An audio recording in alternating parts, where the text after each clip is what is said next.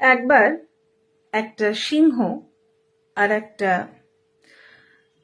গরু দুজনে জঙ্গলের মধ্যে দিয়ে যাচ্ছিল।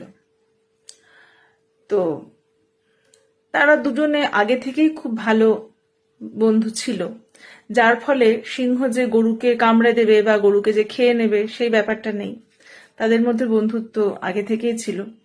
তারা দুজনে জঙ্গলের মধ্যে ঘুরতে ঘুরতে একটা টাইম তারা পথ হারিয়ে ফেলে। তারা অনেক চেষ্টা করেও সেই জঙ্গল থেকে বেরোতে পারছিল না। তখন সিংহ কিছুক্ষণ চেষ্টা করার পরে ক্লান্ত হয়ে যায় এবং সিংহ বিশাল চিন্তায় পড়ে যায় যে এরপর কি হবে, কিভাবে আমি এই জঙ্গল থেকে বেরোবো।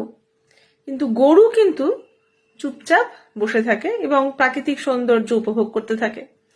তখন সিংহ গরুকে বলে যে, ভাই গরু, তোমার ভয় লাগছে না?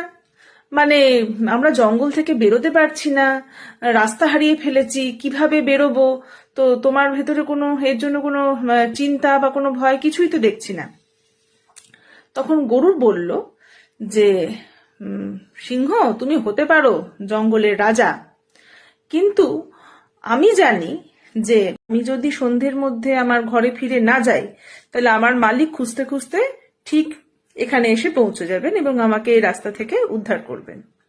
সুতরাং বন্ধুরা, আপনারা যারা যে পরিস্থিতিতেই আছেন, যত খারাপ পরিস্থিতিতেই থাকুন না কেন, বিশ্বাস রাখুন সেই সুপ্রিম পাওয়ার, সেই পরমেশ্বরের ওপর।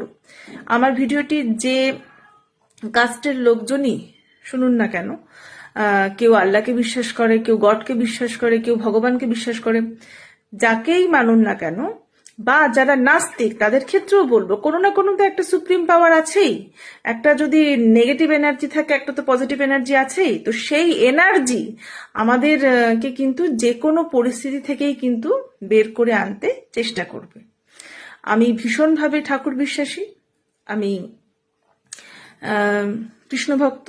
তো আমি বিশ্বাস করি মানুষ যে পরিস্থিতিতে থাকুক না কেন, ভগবান এসে, ঠাকুর এসে নিশ্চয়ই তাকে সেই পরিস্থিতি থেকে উদ্ধার করবে। এবং আরেকটা কথা, যে যখন আমরা আনন্দে থাকবো তখনও কিন্তু আমাদের মনে রাখতে হবে এই পরিস্থিতি কিন্তু সবসময় থাকবে না।